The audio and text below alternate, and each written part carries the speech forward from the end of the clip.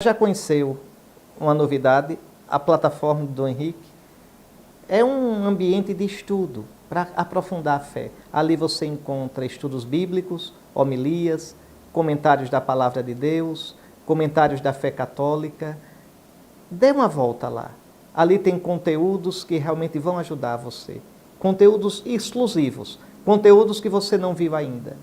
Experimente ver e seja bem-vindo.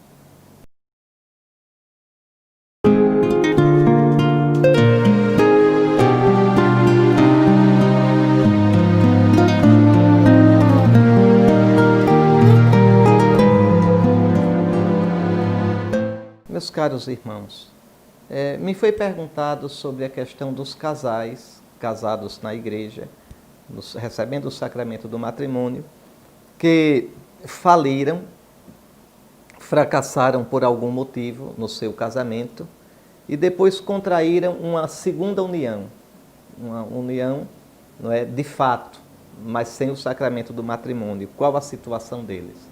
Bom, vamos entender bem direitinho. Primeiro que tudo, nós sabemos que o sacramento do matrimônio, uma vez celebrado e consumado, o que é que consuma um matrimônio? A primeira relação sexual completa depois do casamento. Então, casamento realizado é a celebração, casamento consumado, a relação sexual. E por que essa importância da relação sexual?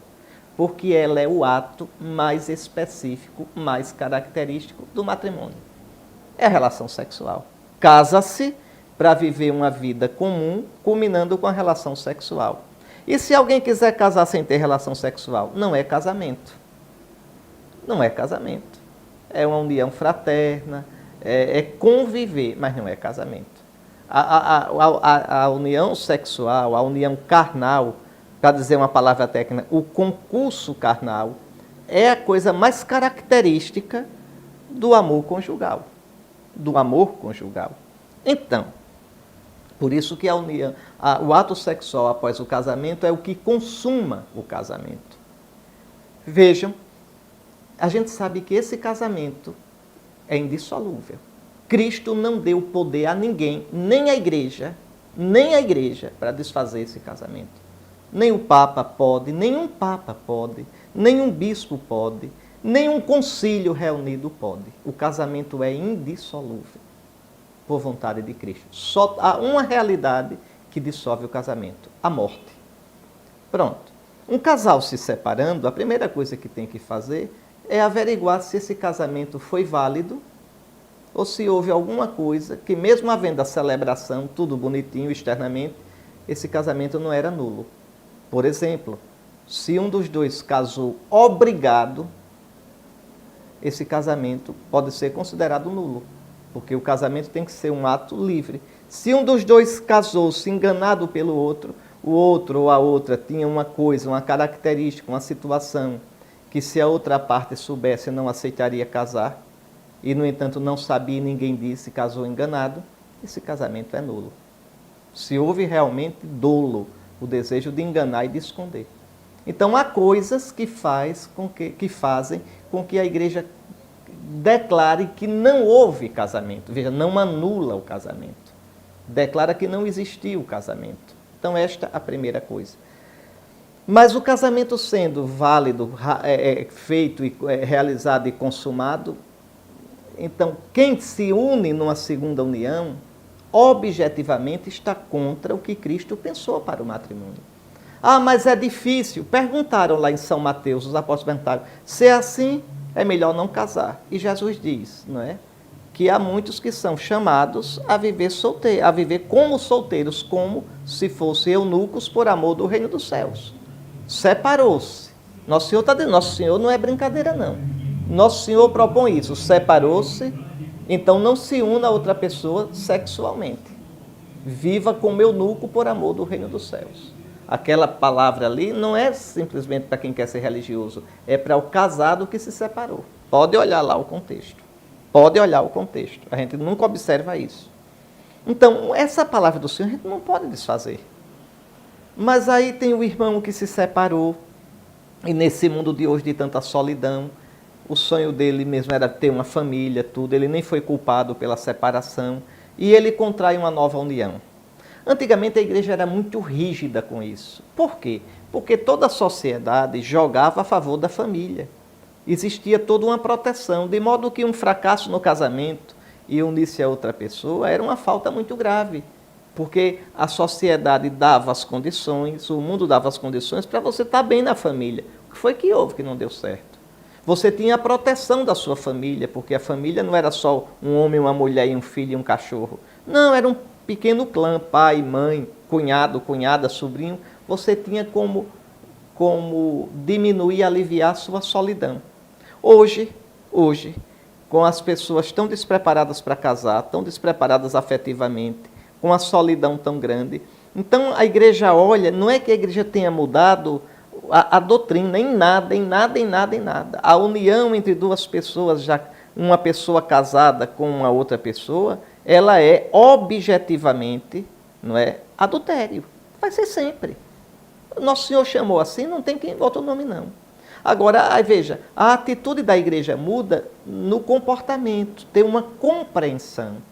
Então a gente acolhe esses irmãos, primeiro, são nossos irmãos. Segundo, não julgar de primeira, por quê? Porque ainda que objetivamente eles estejam numa situação errada, que não condiz com a vontade de Cristo, não condiz e acabou. Agora, a gente não pode julgar, porque não viu que aquela pessoa lutou, as condições, se ela foi culpada, se não foi, o sofrimento que tem nela. A gente não sabe, não pode julgar assim. Por isso mesmo, a Amoris Laetitia, o que é que o Papa diz? Que essas pessoas sejam acompanhadas, acolhidas com amor, acompanhadas, incentivadas a crescer sempre, e que aquilo que naquela relação nova, né, se pode tirar de bom, a relação em si, veja, objetivamente não é o que Deus pensou.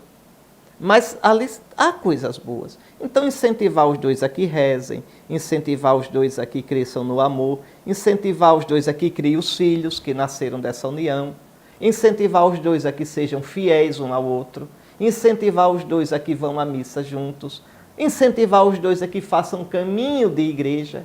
Ah, mas não pode comungar. Mas, meu Deus, por que ficar nessa arenga de não pode, quando tem tanta coisa que pode? Vejam, e depois, se meus irmãos comungam, e eles são membros do corpo de Cristo, essa comunhão serve para mim também, que sou membro do corpo de Cristo. Então veja, graças a Deus, a igreja hoje tem uma visão muito mais realista do ponto de vista prático existencial sobre a questão dos que estão na segunda união. Os acolhe, os ama, pede a seus filhos que os acolham na comunidade, que pede a seus ministros que os acompanhem para que eles façam caminho. Uma coisa que o Papa disse na Amoris Laetitia, que é muito bonita, é que todos nós estamos a caminho, todos. Ninguém chegou lá ainda totalmente. Toda família, toda união, todo casal está a caminho. Uns na frente, outros atrás, um mais perto, outro mais, mas estamos caminhando e vamos nos ajudando. Então é isto. Nem dizer que não está ótimo, maravilhoso, não está. Nem dizer que está no inferno, que é uma miséria, que vive num pecado grave. Sim, objetivamente é uma situação de pecado, objetivamente. Como todos nós temos os nossos pecados. Mas, às vezes, a gente tem pecados, infelizmente, que uma situação que eu não posso sair agora. Não posso, entenda, não é porque não deva. Devo, mas às vezes não tenho força para sair, por algum motivo.